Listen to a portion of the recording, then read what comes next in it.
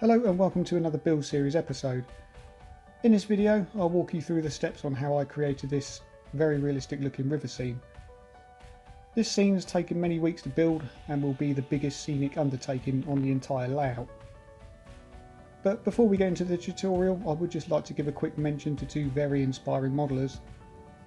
When working with resin and creating ultra realistic rivers and landscapes, one of my biggest inspirations has to really be Luke Towan. You'll see in this video I've used some of his methods, working with the likes of dirt textures and epoxy resin. The river measures 7 foot long, and to pour that amount of resin in a single hit was extremely nerving. Also, if you're into your scratch builds, then also check out Paul Chapman over at Galgorm Hall. I'd like to thank him for his assistance in getting the scales correct on the lattices that you'll see on the bridge build during the video. The links for both of these channels could be found in the video description. But for now, we're going to crack on with the video and we'll walk you through the steps on how I created this amazing looking river. To start off, I've covered the frames in a 2-inch Celotex. And to create the shape of the river, 1-inch Celotex is also used to form the river banks. It's an easy product to cut and shape by simply using a kitchen knife, and the use of a surfform plane also helps just to tidy up any rough edges.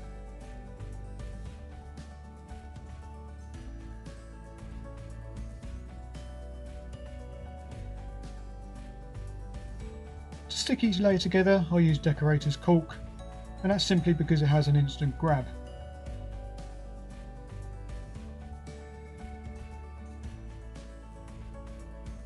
For the railway embankment, longer parts are used and they're bent around the curves, which are just simply held in with a few paintbrushes. Once the Celotex was correctly shaped, the track deck was cut and ready for making a new bridge. After spending some considerable time searching for images of the bridge, I managed to find a small amount and stitched together a general idea of what the bridge looked like in the very early 90s. The bridge back then was actually an iron lattice girder style bridge, and with the help of a good friend of mine, he managed to 3D print me some fantastic looking bridge support piers which will be positioned in the river. For anyone who's actually interested in any personalised 3D prints, feel free to get in contact with myself and I'll pass on any details to him and see what he can do.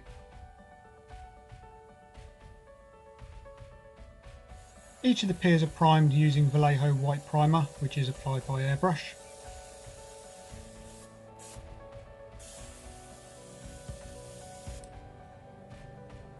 For the main colours, wood, dark grey, light brown and neutral grey are used. Starting with the neutral grey, this is applied by brush and I try and aim for a fairly patchy finish.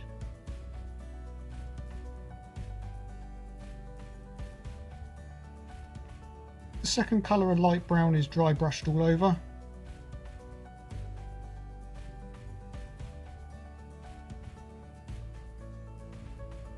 And the same process is also done using the dark grey.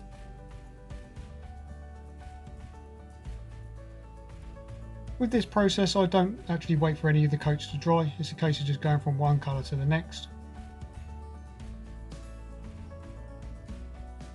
And the final colour of wood is also dry brushed. With those 4 shades you should end up with some very realistic stone colours. I also made the river abutments using Slater's plasticard dressed stone, which was cladded around some pine timber. These were painted exactly the same way as the piers, and once all dry, each and every one of them was sealed with a matte varnish.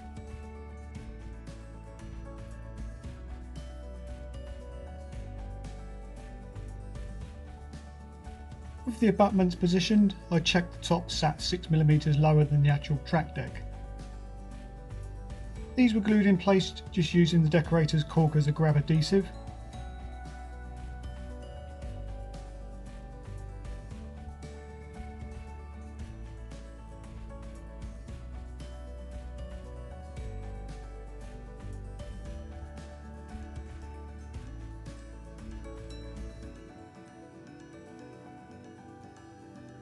With the abutments dry and secure, pieces of Celotex are added just to blend it all in.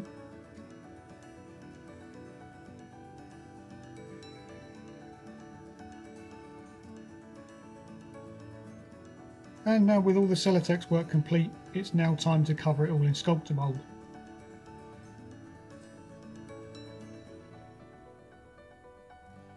It's a nice easy product to use. It's just as simple as adding water and mixing it up until it's the same consistency as cottage cheese.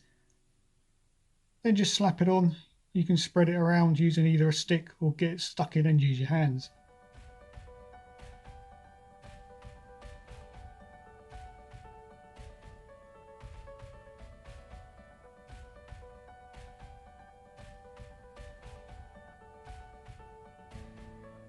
I've aimed for a coverage of around about 3 to 4 millimeters over the riverbed and the same elsewhere.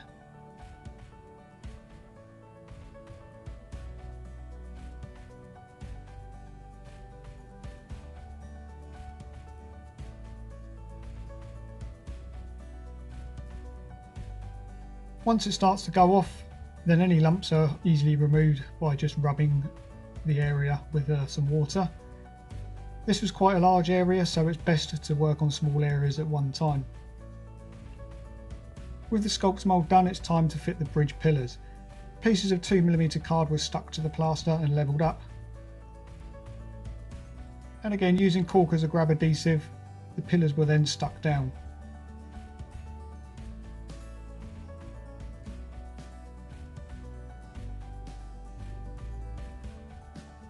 Using the cork means I simply have the time to make any fine adjustments before it all goes off. Once set, the base of the pillars are then blended using the sculptor mould.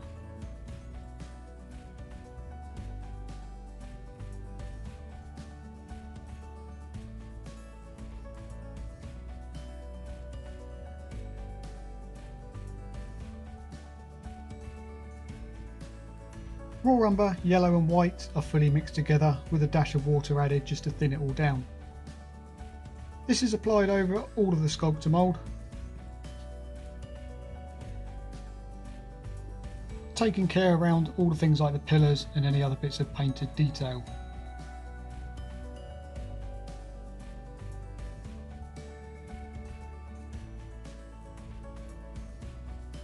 With the paint now left to dry on the layout, it's time to turn my attention to making this bridge.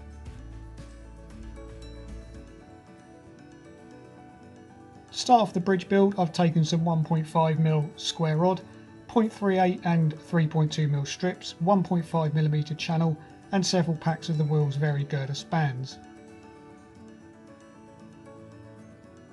Starting with the channel, this is cut along one edge, but it may take several passes just to get a clean cut.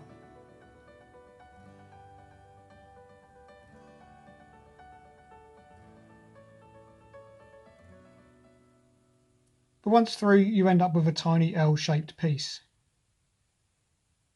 Each length is cut into 1-inch lengths. It's also worth checking the sizes if you're making arch spans.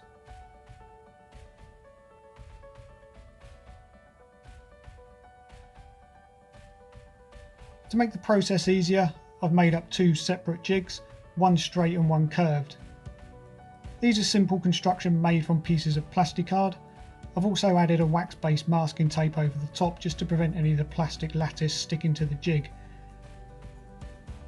Taking the thin strips, these are cut to length.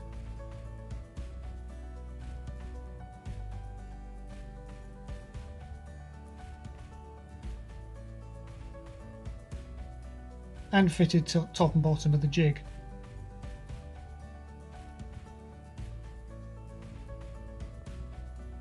The bottom strip is held in place with some masking tape and the markings drawn down onto the strip. To glue the whole structure, I'll be using some Plastic Magic from Deluxe Materials. Starting in the centre of the jig, the first piece is laid with the L facing outwards and towards the end.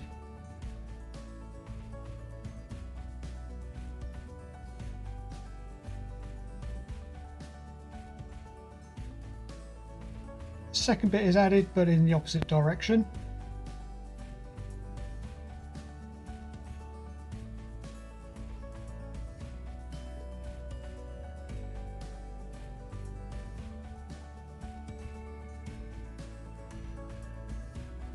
The same process is repeated until you've fitted all of the pieces.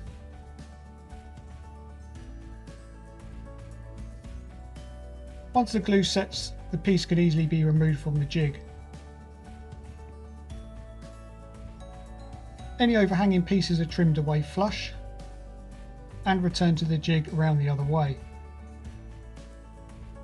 The process is repeated on the other side.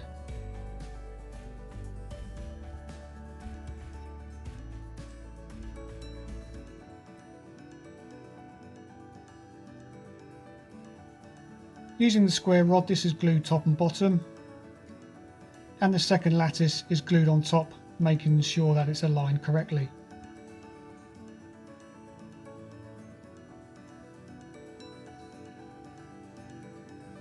Using the Wheels Vary girder kit, I'm now ready to build the outer frame.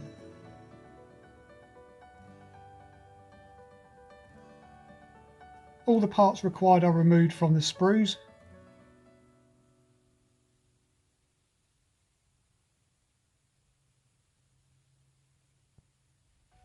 And all pieces sanded to remove any bits left attached.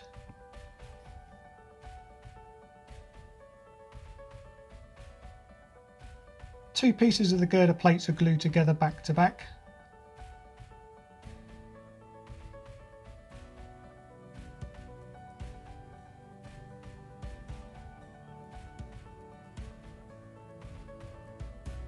And cut down to size, retaining the rivets in the centre of the plates.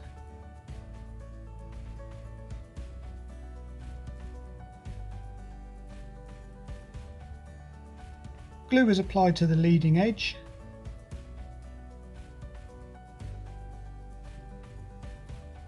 and stuck central to the rivet panel.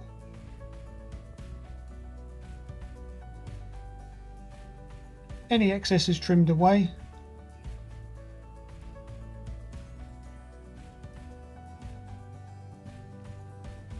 The remaining spans are placed onto a wooden straight edge.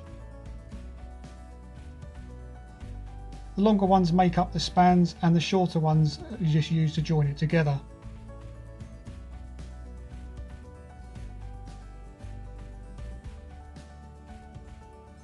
All joined up, this makes the base for the lattices.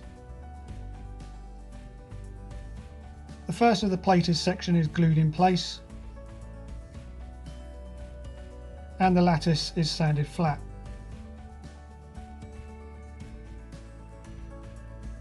And also glued in place.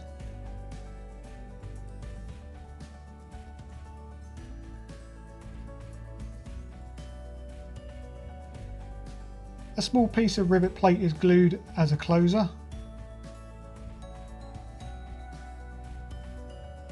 This is also doubled up to act as a joining panel.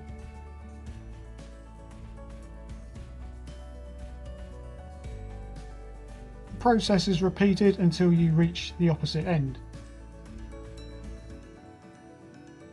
For the top plated sections of the raised detail is sanded down.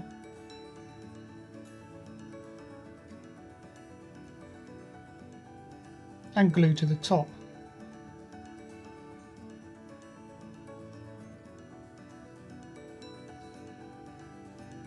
Any joins in plates are covered by a second plate which is glued on top.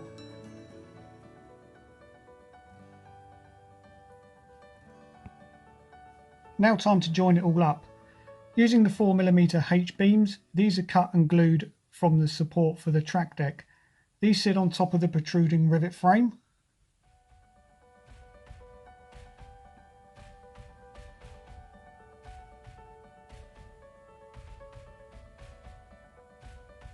Once the frame is complete, painting starts. Everything is covered in a plastic primer. And using Vallejo Camouflage Black Brown, the entire structure is airbrushed.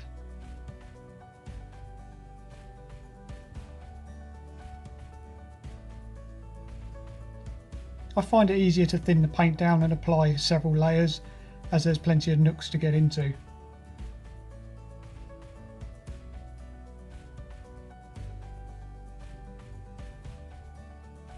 With the paintwork complete, the deck can be cut from 2mm thick plastic card sheets.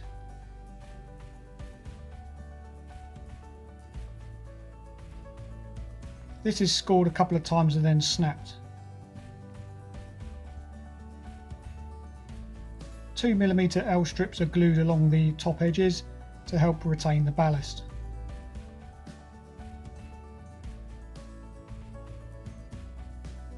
However, before fitting permanently, it's always best just to paint the edges.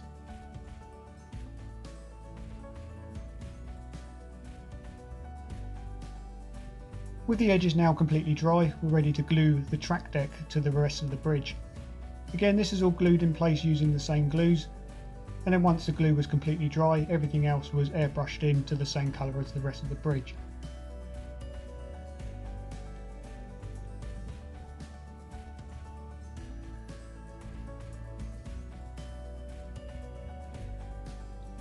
I've mixed up some fine and coarse dirt.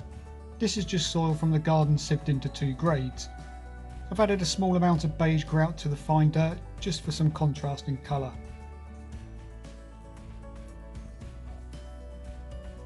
Taking some Vallejo earth texture in earth brown, this is applied over the riverbanks just to help the dirt texture stick.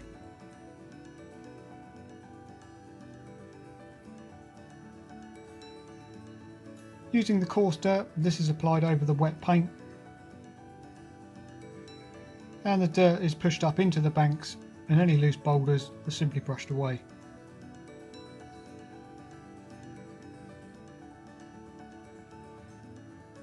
Once finished, any loose dirt is hoovered away.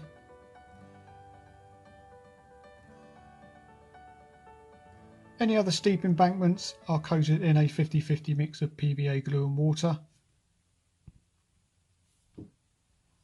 And the coarse dirt is applied over the embankment. The fine dirt mix is added straight on top, which is shaken in an Ascent shaker.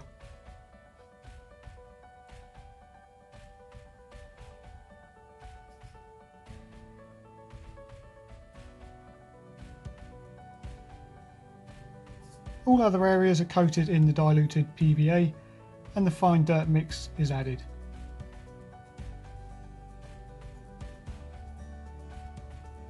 The entire area is dampened using water with a dash of dish soap and fixed in place by misting PVA glue. The dirt onto the riverbanks is fixed with a stronger mix of glue using a pipette. This is where the transformation happens. We're taking some Woodland Scenic coarse turf, burnt grass, fine turf, weeds, burnt grass and yellow. Starting with the railway embankment, a 50-50 mix of Mod Podge is brushed over the hillside.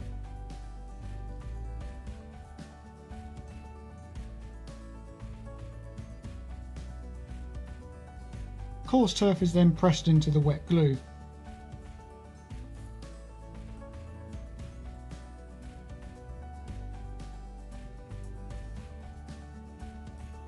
Next up, yellow fine turf is lightly dusted over the surface, and this is followed by burnt grass.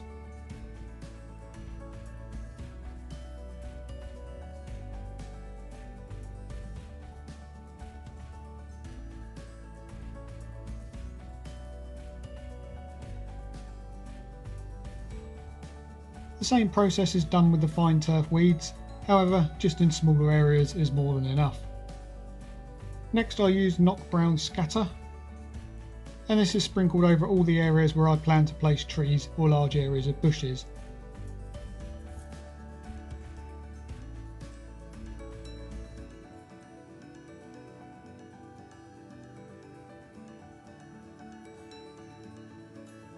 Coarse turf is also added and spread around until I'm happy with its position. Again, a light dusting of fine turf, burnt grass is also used. All the loose material is misted with water with a dash of dish soap. And the material is glued down using a 50-50 mix of Mod Podge glue.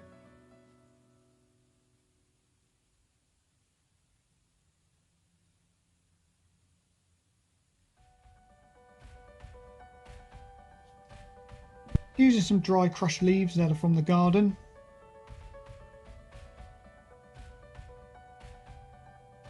And a few small twigs. These are used in and around the wooded areas. The twigs are glued in place using neat PVA just in random areas.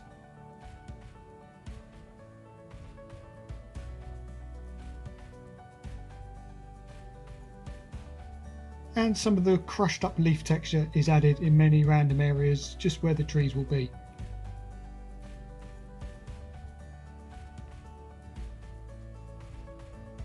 Again, the material is soaked and then glued in place with the usual glue mixture.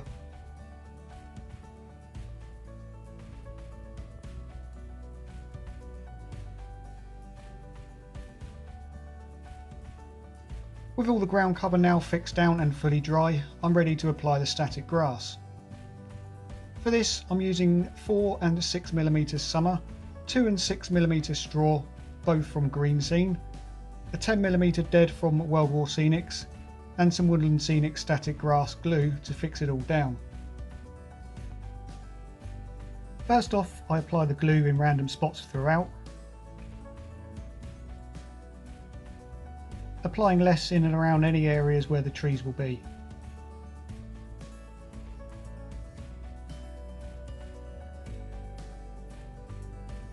Using 2mm dead grass from the Green Scene range, this is sprinkled over the wet glue and pressed in using a paintbrush. Doing this will simulate the dead thatch that's found at the base of any fresh grass which typically lays flat.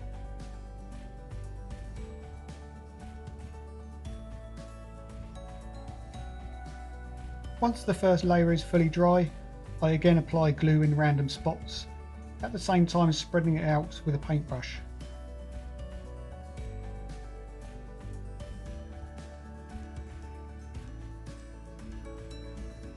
With the 6mm summer in the hopper, this is applied over all of the wet glue.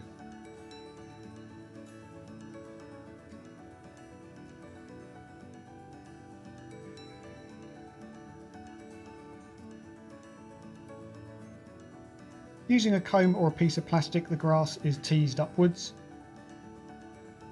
and the remaining grass is hoovered up. I find if working on a large area, it's best to apply the static grass in small areas as the glue can dry too quick.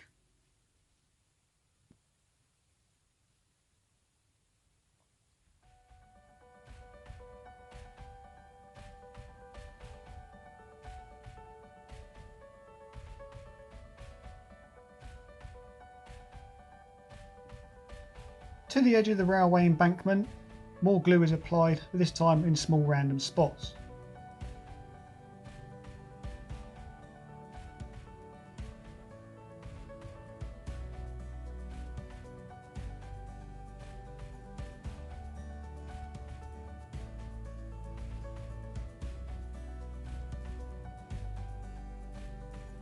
And 6mm straw is applied. This works well for any areas of track edges, roadside areas, where the grass yellows a lot quicker than normal. Along the riverbanks I wanted some even taller dead grasses, so again the glue is applied in a similar fashion.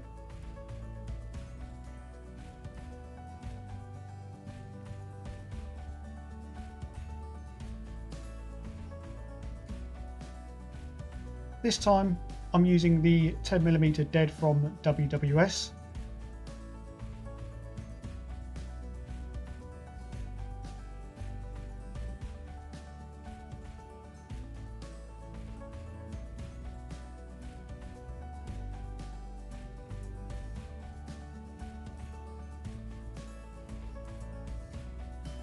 And once dry, I add some more glue around the outer edges, trying to avoid going too heavy into the wooded areas.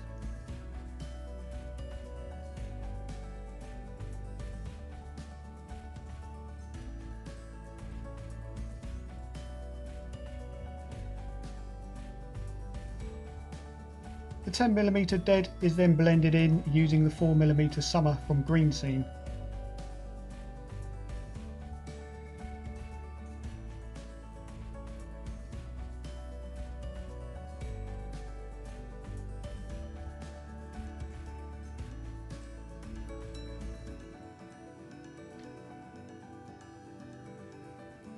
With all the grasses complete, weeds, brambles and flowers can be added. For this I'm using a variety of different products from the Woodland Scenic field grass system and a couple of shades of knocked leaves and some very light green scatters. I've tinted some polyfibre into a light brown, which is the base structure to create brambles. A separate video could be viewed showing how I go about making brambles and ivy.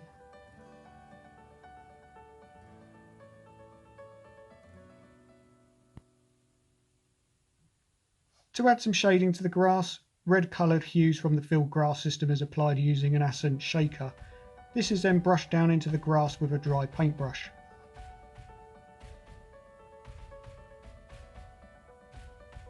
Spray glue is then sprayed over the polyfibre, and using both light and dark green scatters, the polyfibre is lightly covered.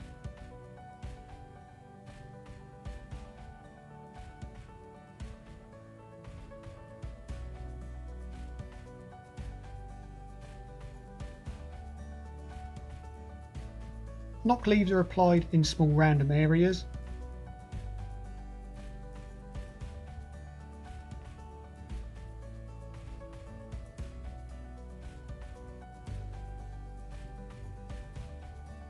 And whilst the glue is still wet, beige hues are also applied to simulate the seeded grass stems.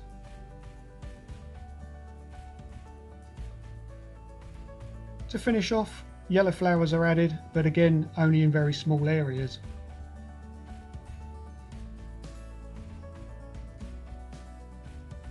Here I'm using Vallejo's khaki brown and dark brown to paint the riverbed. Khaki brown is used along the edge closest to the riverbanks to blend it in.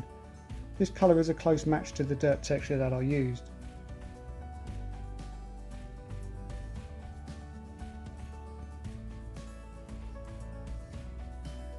It's best to avoid getting any paint on the riverbanks.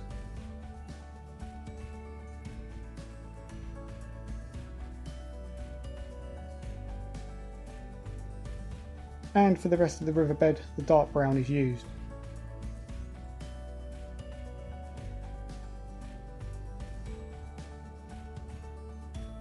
This will create some illusion of depth and the additional colour to the finished river.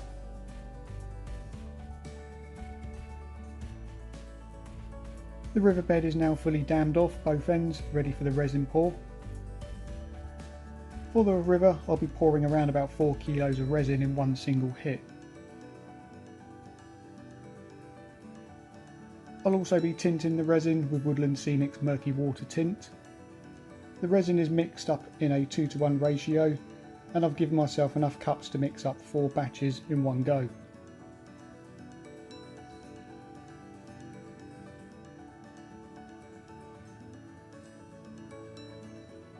Once measured out correctly, the resin and the hardener are poured into one single pot.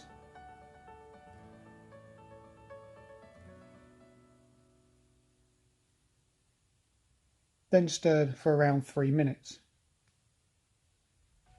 A total of 8 drops of tint was added, then mixed for a further 2 more minutes. The resin is then poured straight down the middle, and the process is repeated several times, all within a 30-minute time frame. The resin has a pot life of around about 40 to 60 minutes, so it's definitely a challenge to get all that lot in one hit.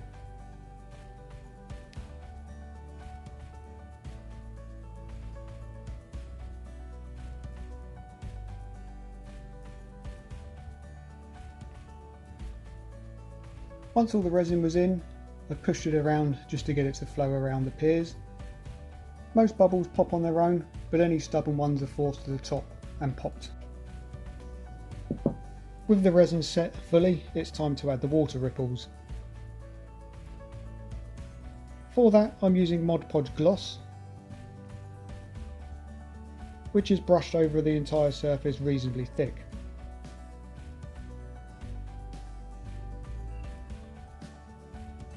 It's best to work in small areas at one time, as this glue can dry quite quickly. And using an airbrush will help push the Mod Podge forward, which will create some very realistic looking water ripples. finish the scene, I've made a large amount of trees and saplings, just been made from various different types of material. I'll cover how I made them in a future video, so if you're interested in that, keep your eyes peeled.